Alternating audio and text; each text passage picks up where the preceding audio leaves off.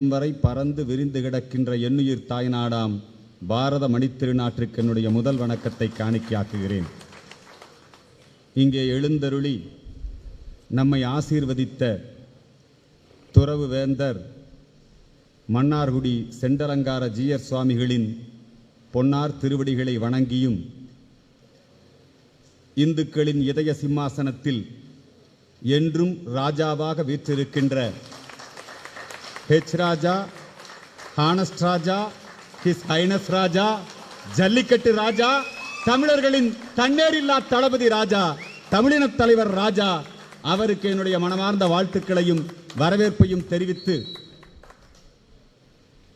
பாட்டுத் தலைவன் பாரதி பாஞ்சாலியை பாரத தாயாக வைத்து பாஞ்சாலி சபதம் எழுதி, அந்த பாஞ்சாலி சபதத்தின் மூலமாக நம்முடைய பாரத மணித்திருநாட்டின் விடுதலைக்கு ஒரு அற்புதமான காவியம் படைத்தார். அதே பாஞ்சாலி, ஐவருக்கும் தேவி, அழியாத பத்தினி, எங்கள் திரௌபதி தாயாரை மையமாக வைத்து, அந்த பேரை சொன்னாலே அதிர்து. ஒரு அற்புதமான நாடக காதலை எதிர்த்து ஒரு நல்ல விழிப்புணர்வை ஏற்படுத்திய திரௌபதி திரைப்படத்தினுடைய இயக்குனர் திரு மோகன்ஜி அவர்களுக்கும், ராஷ்டிரிய முஸ்லிம் மஞ்ச் இந்த அன்பு சகோதரி பார்க்கின்ற பொழுது ஏதோ இஸ்லாமியர்கள் அத்துணை பேருமே தேச விரோதிகள், இந்த தேச விரோதிகளாக இருப்பவர்களால் தான் குரானை காப்பாற்ற முடியும், இஸ்லாத்தை காப்பாற்ற முடியும், அப்படித்தான் திமுக காரன், அப்படித்தான் அதிமுக காரன், அப்படித்தான் இடதுசாரிகளா நினைச்சுக்கிட்டு இருக்கான். அவனுக்கு அப்துல் கலாம் பிடிக்காது, ஃபாத்திமா அலியை பிடிக்காது, அவனுக்கு குண்டு வைக்கிற பாட்ஷாவையும், அவனுக்கு யாரை பிடிக்கும்? அவங்களுக்கு அப்துல் கலாமை விட ஒரு நல்ல முஸ்லிம் உலகத்தில் உண்டா? எவ்வளவு நல்ல தேசிய எண்ணம் கொண்ட இஸ்லாமியர்கள் இருக்கிறார்கள். இன்றைக்கு பீகார் மாநில தேர்தலிலே பாரதிய ஜனதா கட்சிக்கு ஏராளமான இஸ்லாமிய பெண்கள் வாக்களித்திருக்கிறார்கள். ஆனா இஸ்லாமியர்னு யாரை அடையாளப்படுத்துறான்னா, யார் குண்டு வைக்கிறானோ, யார் தனிநாடு கேட்கிறானோ, யார் பிரிவினைவாதம் பேசுறானோ, நம்ம இப்ராஹிமையும் நம்ம அம்மா ஃபாத்திமா அலி அவங்களையும் அவங்க இஸ்லாமியர்களாக அடையாளப்படுத்துறது இல்லை. இது ஒரு மிகப்பெரிய பலவீனம்.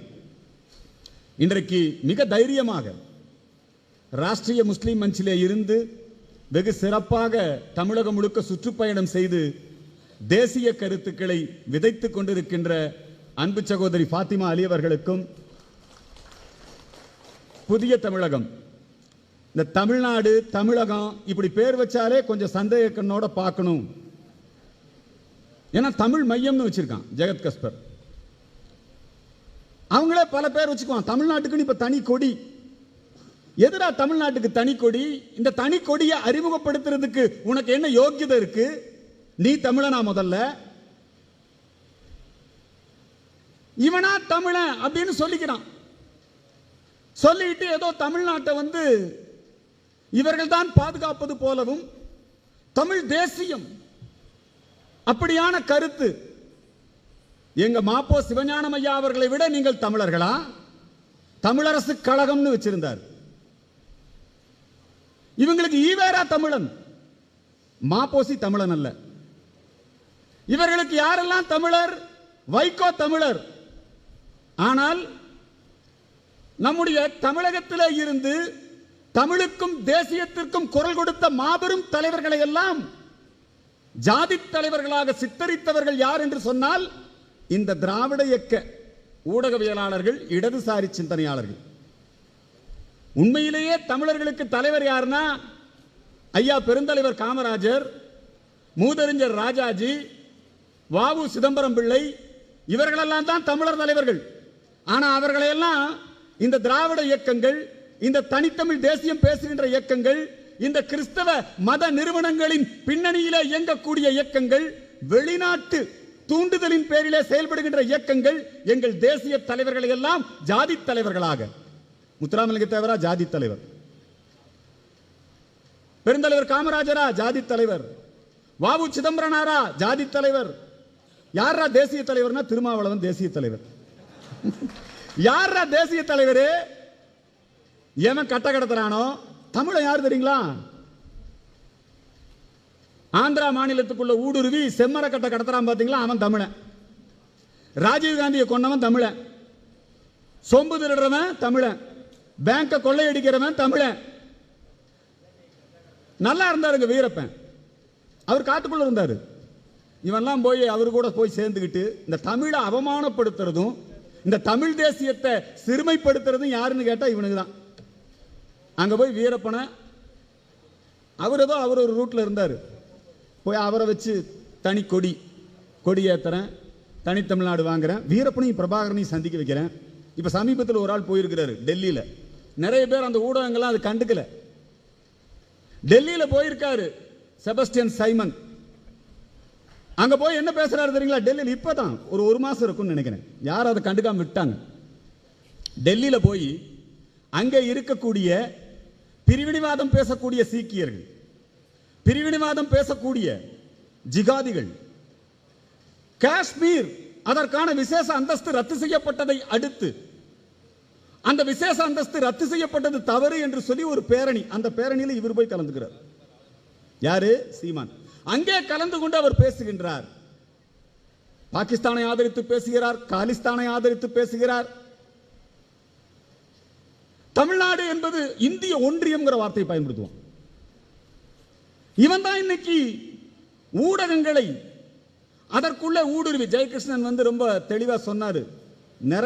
ரொம்ப நாளா நாங்கெல்லாம் பேசிக்கிட்டே இருப்போம். மாற்றத்துக்கான பத்திரிகையாளர் சங்கம் வாரத்துக்கு ஒரு முறை சந்திக்கிறோம். மிகப்பெரிய செய்தி நிறுவனங்களுக்குள்ளே ஊடுருவி, அது அச்சு ஊடகமாக இருக்கலாம், காட்சி ஊடகமாக இருக்கலாம், சமூக ஊடகங்களாக இருக்கலாம், இதில் எல்லாம் ரொம்ப லாபகமா ஊடுருவிடுறான். அச்சு ஊடகம் ஹிந்து பத்திரிகை எவ்வளவு பெரிய பாரம்பரியமான பத்திரிகை, ஹிந்து பத்திரிகை. அந்த பத்திரிகை இன்றைக்கு கம்யூனிஸ்ட் கட்சியினுடைய பத்திரிகையாக மாறிவிட்டது. இன்னும் சொல்ல போனால் இத்தகைய பிரிவினைவாதிகளை, தேச விரோதிகளை, அர்பன் நக்சலைட்டுகளை ஆதரிக்கக்கூடிய, ஒருங்கிணைக்கக்கூடிய பணியை யார் செய்து கொண்டிருக்கிறார்கள் என்று சொன்னால் சந்தேகமே வேண்டாம், ஹிந்து ராம் தான். பேர் தான் ஹிந்து, ஆனால் இஸ் ஆன்டி ஹிந்து. காலையில் அவர் இங்கிருந்து ஏதாவது ஒரு நல்ல படம் கிடைக்காதா பாப்பார், எதை செய்தியாக்கணும், எதை ட்ரெண்ட் ஆக்கணும், எதை மக்கள் மத்தியில் கொண்டு போகணும், தீர்மானம் பண்றது யாரு? டெல்லியில் ஒருத்தர் உட்கார்ந்துருப்பாங்க, கல்கட்டாவில் ஒருத்தர் உட்கார்ந்துருப்பான், மும்பையில் ஒருத்தர் உட்கார்ந்துருப்பான், இங்க சென்னையில் ஒருத்தர் உட்கார்ந்துருப்பாங்க. உட்கார்ந்துகிட்டு ஒரு குழந்தை படம் கிடைச்சதா, ஜஸ்டிஸ் ஃபார் ஆசிபா, ஒரே நாள்ல 24 மணி நேரத்தில் நாடு முழுக்க ஜஸ்டிஸ் ஃபார் ஆசிபா. எப்படி வந்தது? சேவ் சிரியா, இந்த போராட்டங்கள் எல்லாம் ஒரே நாளிலே எப்படி வந்தது? இதுக்கெல்லாம் தலைமை தாங்கிறவர் யாரு? ஹிந்து ராம். நல்லா தெரிஞ்சுங்க, தமிழ்நாட்டில் நேரடியாக பேர் சொல்றேன். ஒரு நல்ல தேசிய பாரம்பரியமிக்க பத்திரிகை. இன்னும் நம்ம நாட்டில், தமிழ்நாட்டில் ஹிந்து பத்திரிகையும் ஸ்டேன்ஸ் காஃபியும் இல்லைன்னா பொழுதே விடியாது நம்ம ஆளுகளுக்கு. மவுண்ட் ரோடு மகாவிஷ்ணு பாரு, அவர் கருணாநிதியே பார்த்தீங்கன்னா ரொம்ப பெருமையா சொல்லிக்குவார் இந்து மற்ற நேரத்தில் அவனை மவுண்ட் ரோடு மகாவிஷ்ணு, மங்காணி, மண்டகோளர் உள்ளவன் திட்டுவாரு, என்னங்க. ஆனா அதுல அவர் பயங்கரமா ஆதாரங்களை காட்டும் போது இந்து பத்திரிகையிலேயே எழுதிவிட்டார்களே அப்படிம்பாங்க. அதுக்குள்ள ஊடுருவினாங்க, அந்த இந்து நிறுவனத்தை அவர்கள் கைப்பற்றி கொண்டார்கள். அதுக்கு அடுத்தது விகடன் குழுமம். வாசனையா அவர்கள் ஒரு பெரிய தேசியவாதி. ஔவையார் படம் எவ்வளவு அற்புதமா எடுத்தாரு இல்லைங்களா? எஸ்.எஸ். வாசன் அவர் ஆரம்பிச்ச பத்திரிகை. அந்த பத்திரிகையில 3வது தலைமுறை ஆனந்த விகடனா இருக்கலாம், ஜூனியர் விகடனா இருக்கலாம், இதுக்குள்ளெல்லாம் பூரா யார் இருக்கானா எல்லாம் அர்பன் நக்சல்ஸ் தான் இருக்கான். வெறும் எழுதுவது மட்டுமல்ல, அந்த பத்திரிகை அலுவலகத்தில் தீர்மானிக்கிறான். அவன் கன்னியாகுமார் படத்தை அட்டப்படத்தில் போடுறான்.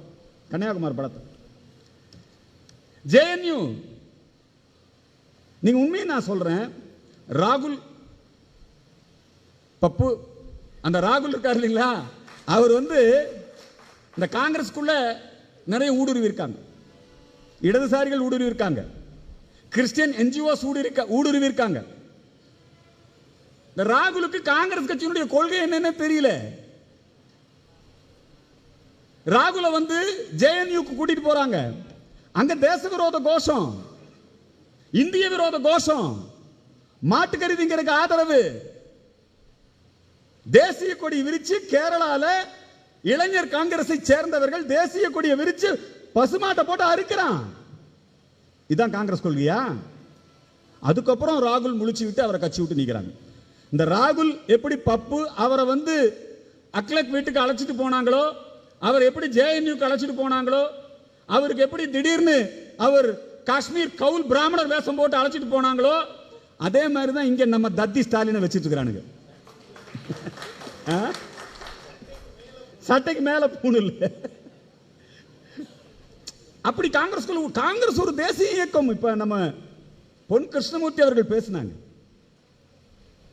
சுயராஜ்யம் எனது பிறப்புரிமை என்று முழங்கிய திலகர் காங்கிரஸ்காரர், எங்க டாக்டர்ஜி காங்கிரஸ்காரர், நேதாஜி காங்கிரஸ்காரர், பசுமன் முத்துராமலிங்க தேவர் காங்கிரஸ்காரர், பெருந்தலைவர் காமராஜர் காங்கிரஸ்காரர். அந்த காங்கிரஸ் வேற. அந்த காங்கிரசுக்குள்ளே ஊடுருவியது. அந்த காங்கிரஸை கைப்பற்றிக் கொண்டார்கள் இடதுசாரிகள். நிறைய ஊடுருவனா.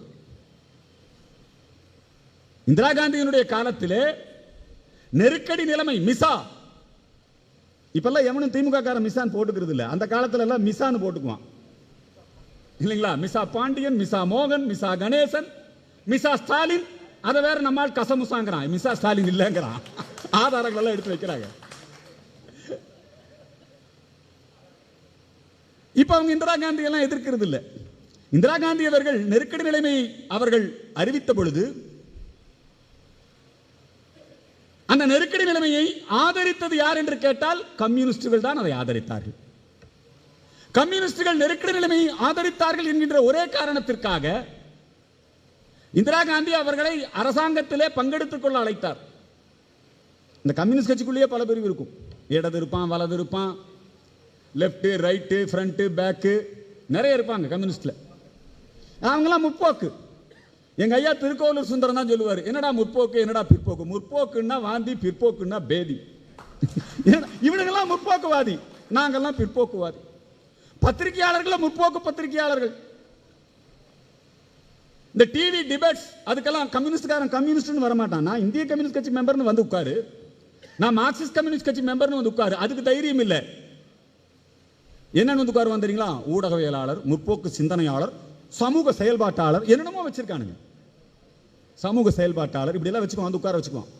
இந்த இந்திரா காந்தி காலத்திலே அவர்கள் கம்யூனிஸ்டுகள் நெருக்கடி நிலைமையை ஆதரித்தார்கள் என்கின்ற காரணத்திற்காக அவங்கள மந்திரி சபையில் பங்கெடுத்துக் கொள்ளலாம், பங்கெடுத்துக் கொள்ள வைத்துக் கொள்ளலாம் என்று அழைப்பு விடுத்த போது அவன் என்னன்னா, நான் மந்திரி சபைக்கெல்லாம் வரல. இந்த கம்யூனிஸ்டுக்காரனே என்ன பண்ணுவான்னா, மாவோயிசத்தினுடைய அப்படி ஏதாவது குண்டு வச்சா பிரச்சனை பண்ணா மாவோயிசன்றுவான். பாராளுமன்றம் பன்றி தொழுவம்பான். என்னங்க இப்படி எல்லாம் பேசிட்டு இருப்பான்.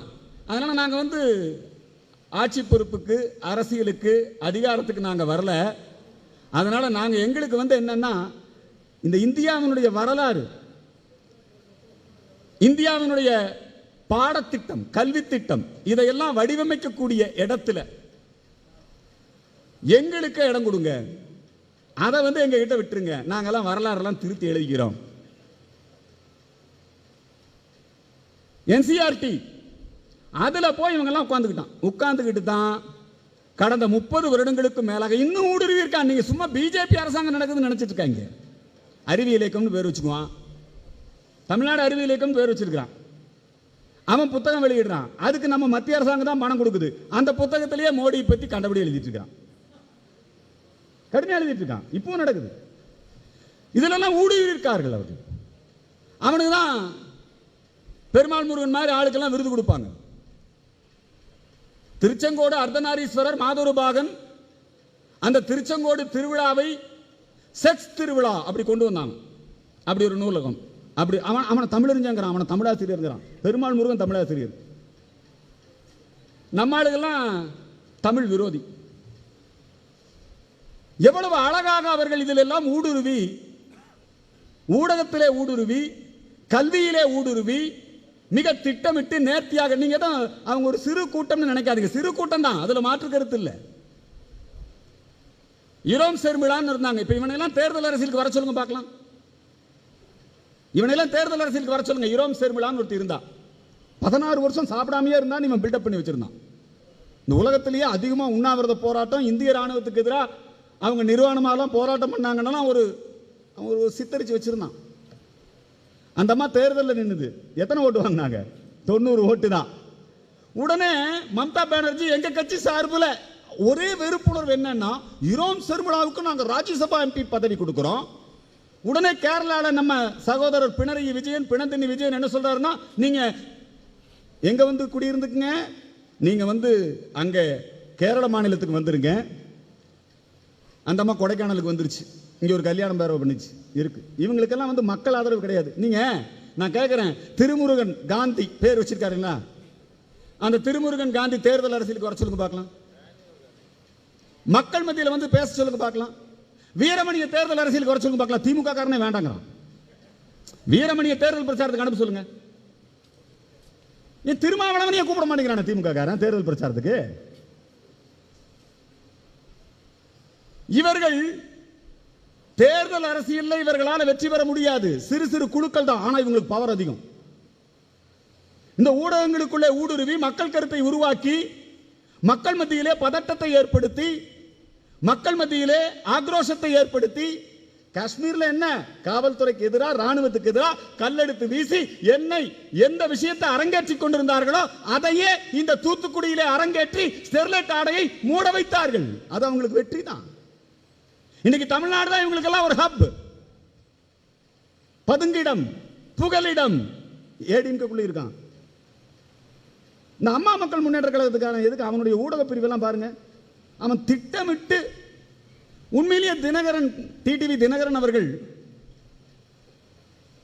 ஆண்டாள் தாயார் இழிவுபடுத்தப்பட்ட பொழுது டிடிவி தினகரன் அதை கண்டித்து சிறப்பான ஒரு அறிக்கையை வெளியிட்டார். நாமெல்லாம் அவருக்கு நன்றி தெரிவித்தோம். ஆனா அந்த டிடிவி தினகரனுடைய ஊடக பிரிவில், அம்மா மக்கள் முன்னேற்ற கழகத்துக்குள்ளே ஊடக பிரிவிலே ஏராளமான பெரியாரிஸ்ட் ஊடுருவி இன்றைக்கு திட்டமிட்டு இது வந்து இதெல்லாம் அவங்க நாலேஜுக்கே தெரியறது இல்லை. ஸ்டாலின் நாலேஜுக்கே ஏங்க திமுகவோட கொள்கை என்ன? திமுகவிலிருந்து ஏன் திகாலிருந்து ஏன் திமுக வந்தது? இந்த ஈவேரா கூட இருந்தா அரசியலுக்கு போக முடியாது. ஆகவே ஈவேரோட இருந்தா பெரிய கருத்து முரண்பாடெல்லாம் ஒன்றும் இல்லை. அவர் ஒரு கல்யாணம் பண்ணிட்டாரு, அந்த கல்யாணம் பிடிக்கல, பொருந்தாத திருமணம். ஆகவே அதை எதிர்த்து தான் இவங்க எல்லாம் திமுகவுக்கு வெளியே வந்தாங்க. இவங்க தான் மேடை போட்டு ஈவேராவை கண்டபடி பேசினாங்க, கண்டபடி எழுதினாங்க. திமுக வந்து தேர்தல் அரசியலுக்கு வருவது என்று முடிவு செய்த உடனேயே அவங்க என்னட்டாங்க, நாட்டிய கொள்கையை கைவிட்டாங்க. ஒன்றே குலம் ஒருவனே தேவன். அடைந்தால் திராவிட நாடு, அடையாவிட்டால் சுடுகாடு என்று சொன்னார்கள். அதுக்கப்புறம் என்ன சொல்லிட்டாங்க, நேரு ஒரு சட்டம் தான் கொண்டு வந்தாரு. எவனாவது தனிநாடு கேட்டான்னா 1 வருஷம் NSA, தேசிய பாதுகாப்பு சட்டம். உடனடியாக அவர் என்ன சொன்னார்னா, அண்ணாதுரை மாநிலத்தில் சுயாட்சி, மத்தியில் கூட்டாட்சியினர். திராவிடர் கழகத்தினுடைய கொள்கைகளை ஒவ்வொன்றாக அவர்கள் கைகழுவித்தான் திமுகவுக்கு வந்தாங்க.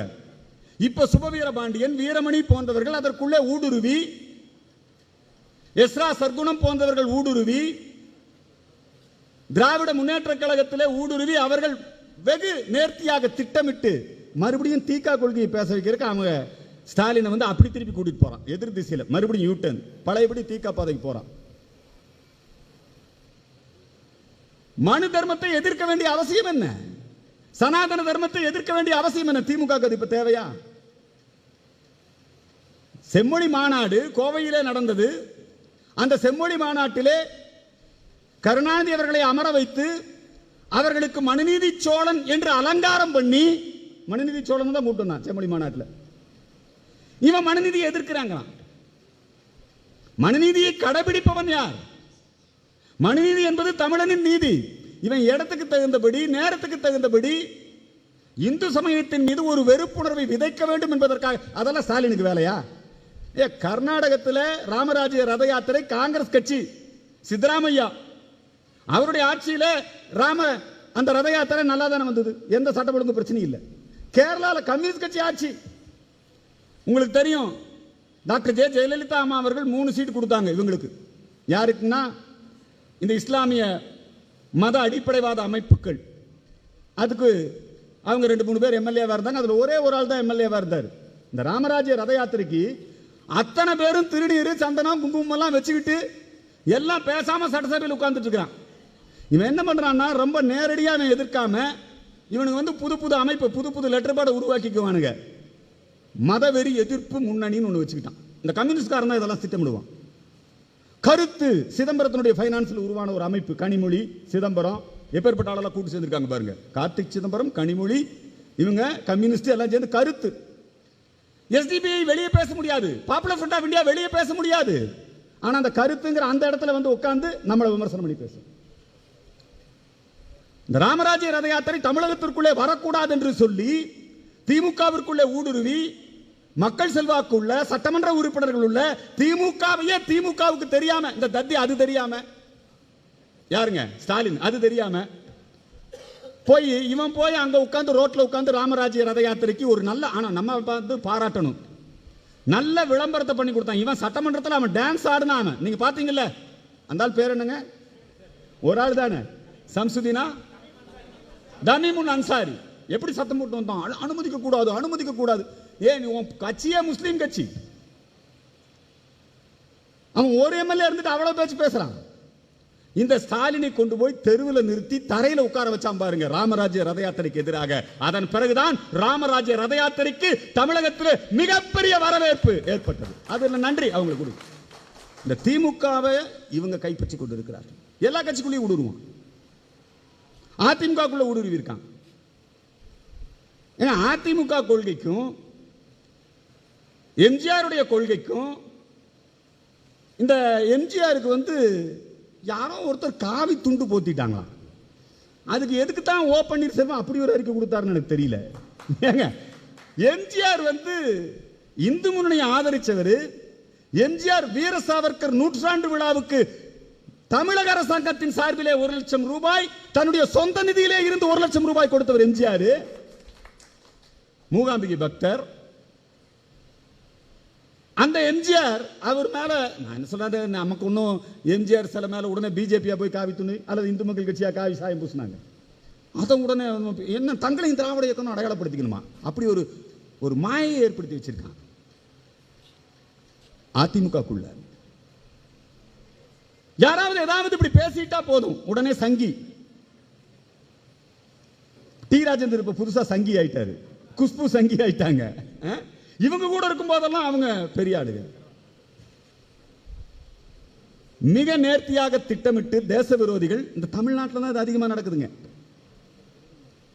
இந்த பத்திரிகையாளர்கள் அப்படிங்கிற அந்த ரகம் வேற.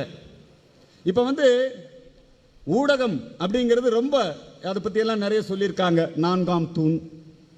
இந்த ஊடகங்களை கைப்பற்றி கொண்டு தமிழகத்திலே வெகு நேர்த்தியாக திட்டமிட்டு அனைத்து கட்சிகளுக்குள்ளும் ஊடுருவி, திமுக காரன்னு ஜாகிரதையா இருக்கணும் இவங்கிட்ட.